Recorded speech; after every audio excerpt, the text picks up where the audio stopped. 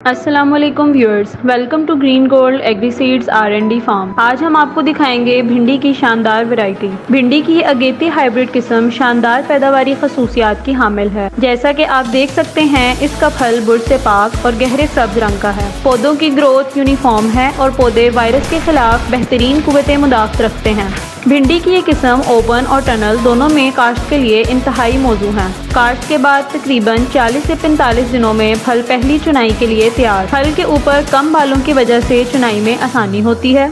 शुरू से लेकर आखिर तक पौधा फल से भरा रहता है। तो आप भी ग्रीन गोल्ड की ये हाइब्रिड वैरायटी लगाएं और भरपूर पैदावार हासिल करें। हमारी इस वीडियो को आखिर तक देखने का बेहद शुक्रिया। मिलते हैं बहुत जल्द एक नई वीडियो के साथ। अल्लाह हाफिज़। अगर आपको हमारी वीडियो पसंद आई हो तो इसको लाइक करें, हमारे चैनल को सब्सक्राइब करें और बेल आइकन को प्रेस करें ताकि हमारी आने वाली हर वीडियो का नोटिफिकेशन आप तक पहुंच सके।